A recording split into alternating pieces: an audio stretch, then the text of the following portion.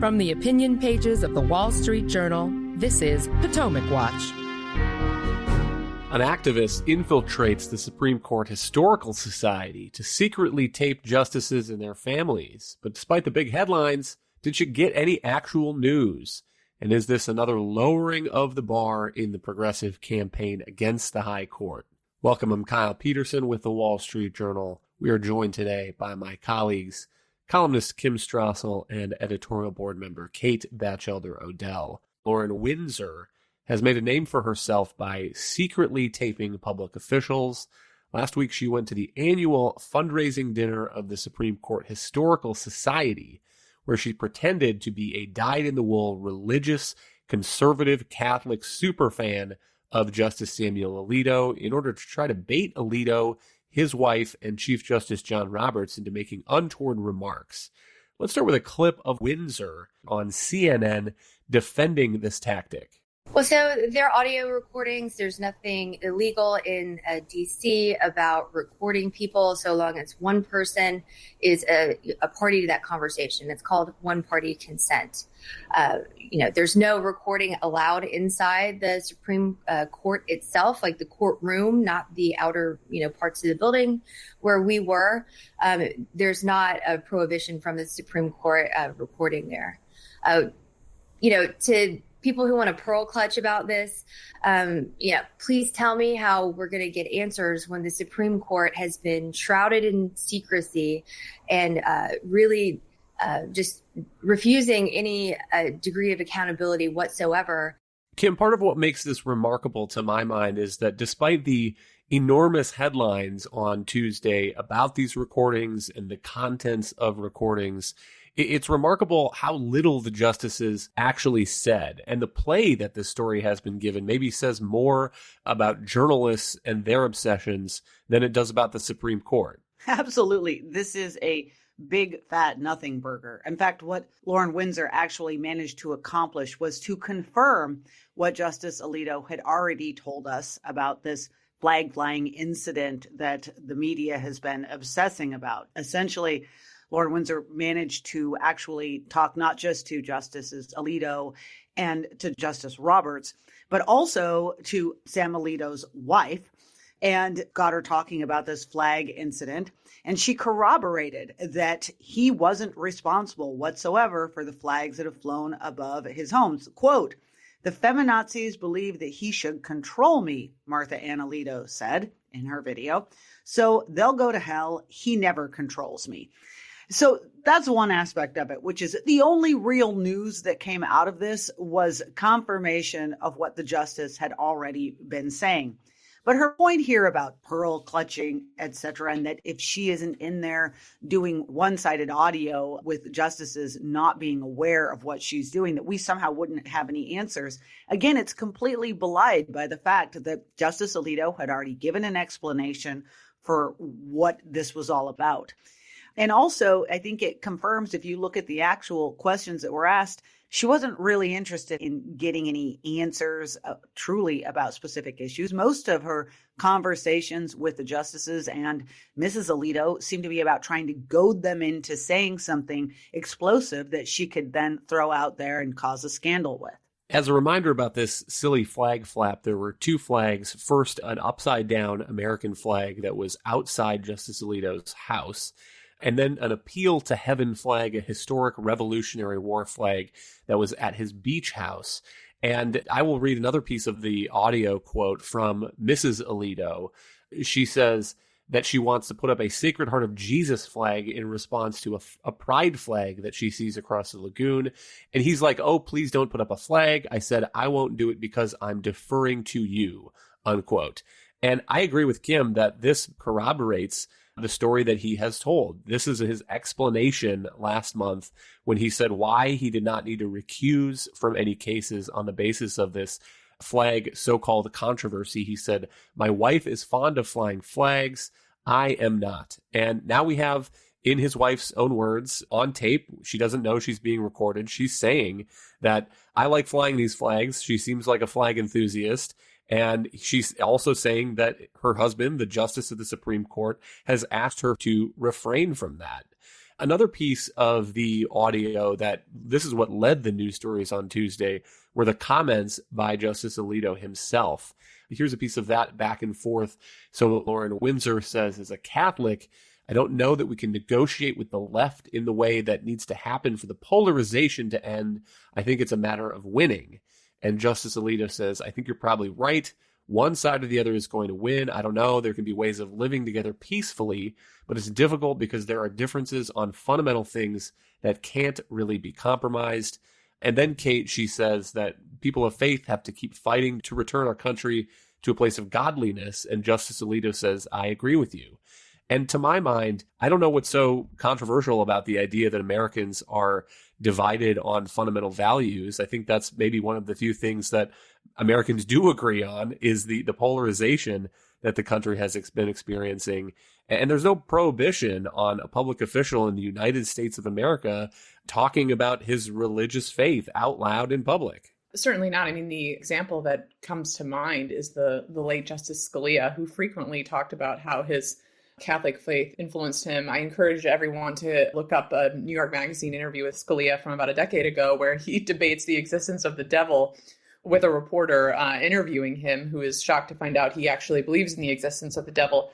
I'd add too, I mean, Scalia gave speeches to Catholic audiences saying things like, have the courage to suffer the contempt of the sophisticated world. I mean, so he spoke quite frequently and eloquently about his faith and how it informed his work.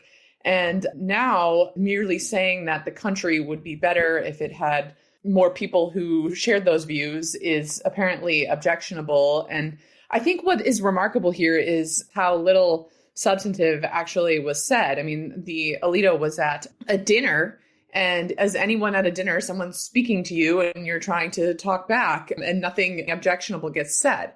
But I do think there are a couple more just quickly ironies I would point out in this. And the main one is really that the left here is always complaining about the destruction of norms and behaviors that Donald Trump is responsible for. And then here you have an activist who's defending herself, breaking journalistic norms to record a Supreme Court justice on the grounds, of basically, we have to get after the court and impose my agenda on it.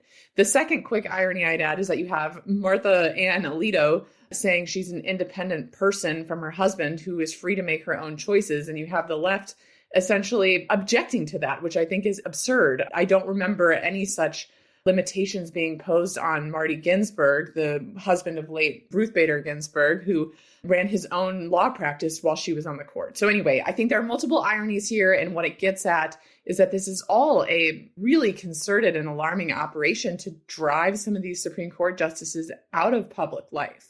Hang tight. We'll be right back in a moment. Welcome back. The second justice that this activist taped was Chief Justice John Roberts. And he, I think, does a pretty good job of parrying the questions. The questions are things like, don't you think that the Supreme Court has a role in leading the country to a more moral place? And the Chief Justice says, no, our job is to decide cases. And then Laura Windsor objects and says, but don't Americans live in a Christian nation?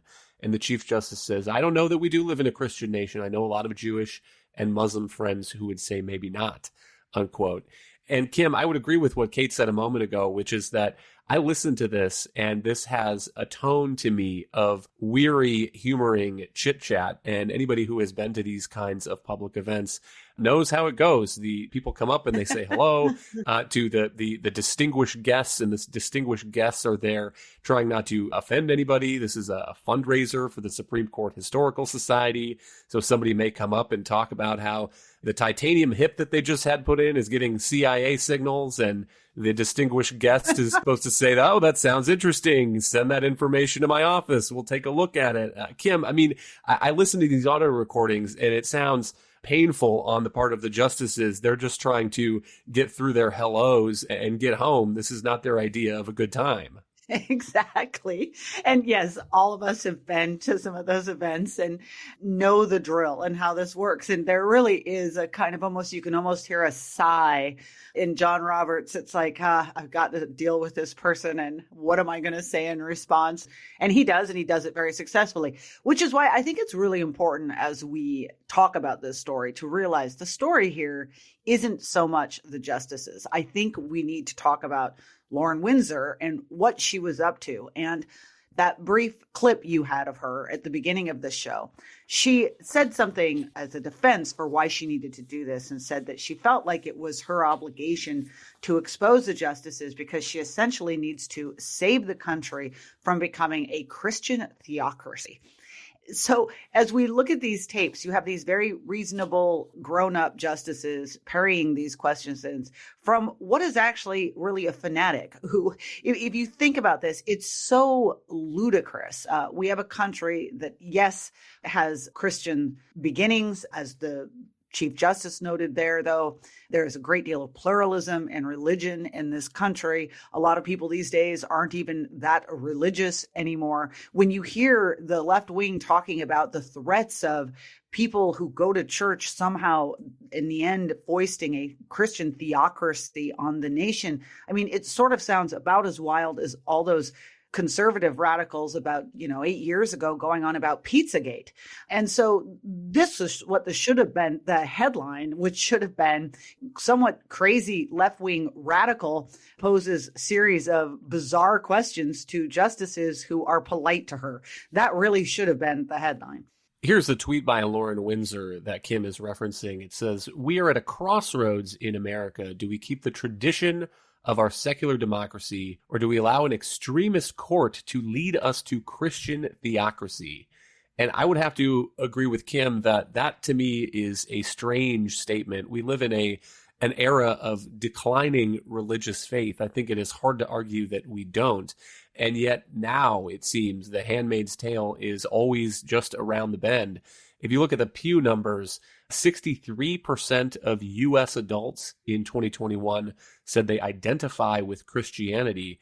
That is down from 78% in 2007. Those who claim no religion are now 29% of U.S. adults. That is up from 16% in 2007. And other religions is up 1 point to 6% from 5%. And so I find it hard to imagine this kind of threat of Christian theocracy that keeps being thrown about, not only by Windsor, but in some of the commentary in respectable publications. But Kate, I think that underlines why the campaign that Democrats, including in the Senate, have been running against the Supreme Court is a problem, because they are sending out these messages that this is a corrupt institution, this is a bought and paid for institution, and it is inspiring people like Windsor to do the kinds of things that she is apparently now doing. To your point about religious faith in America, pretty banal, but to observe that we are built on sort of a Tocquevillian civic religion, it runs pretty deep in the American fabric, and that the Protestant work ethic has been hugely influential on America's development over the past 200 years. I mean, these are not original observations, but it's odd to have this panic about Christian theocracy at the precise moment that faith is somewhat in retreat, and Donald Trump, who is not a noted evangelical Christian, is at the top of the Republican Party ticket this year. So it is a very strange moment for these complaints. And I mean, really behind all this, we know the real offense that the court committed is some of the decisions it's handed down, particularly Dobbs, that angered the left simply because it returned the question of abortion regulation to the states and for voters to decide through the normal democratic process. That is what the left finds intolerable here. I think that explains Alito was the author of the opinion. I think that explains why he has been so specifically targeted. I mean, keep in mind some of these stories about this flag flying at his house. I mean, the flag was from 3 years ago. I mean, these are not necessarily new. The tapes are new, but the flag story is not. Stalking his beach house to see what flags are they flying.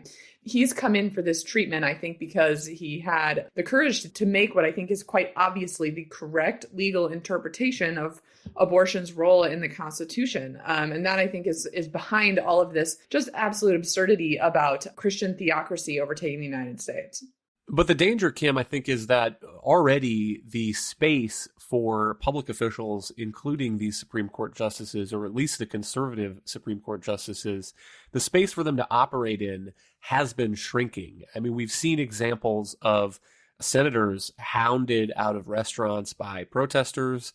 There are protesters that have been at the houses, the personal homes of the Supreme Court justices, yelling and shouting slogans and banging pots and pans and drums and so forth. And is this the next step down the spiral?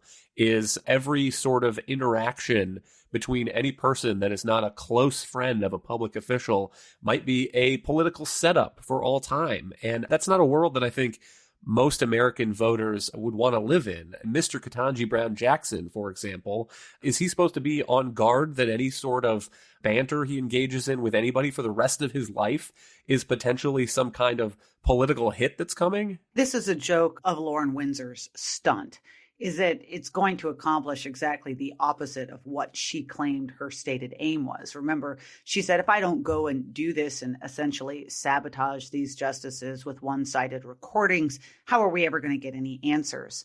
In reality, one of the great things about the American system, something the founders actually thought about, is, remember, we were beginning a project here that was meant to be in stark contrast to this remote royalty set up in the United Kingdom, these kings and queens that were so removed from their people. They came out every once in a while on the balcony and tootled their little hands, but they were not accessible. And we have a system where, for instance, the House of Representatives, meant to be the closest to the people, we have these long tradition of town halls of people, politicians being folks that you can walk up to, have a conversation with, get in touch with. They have constituent services. And this has always been the case, too, with the Supreme Court. It's not as routinized. Obviously, they're not elected officials, but they have always had a tradition of coming out. They, as we've talked about, they give speeches, they do interviews, they give talks. Sometimes they write books. I think this is very good for the court because while they retain their dignity and they retain the sort of harmony on the court, we've had lots of stories about how close-knit the justices become. They also seem a bit like real people that you could identify with, and it's because of their presence in the public space. This is going to make them less likely to come out and do things like that, less likely to give a talk or go to an event because of the fear that you're going to be sabotaged in this way. And we need to decide that if we're going to have a functioning public space, civic society, that it also has to have some rules of decorum, and that we will all be better if we're all talking more to each other. But games like this are counterproductive to that aim.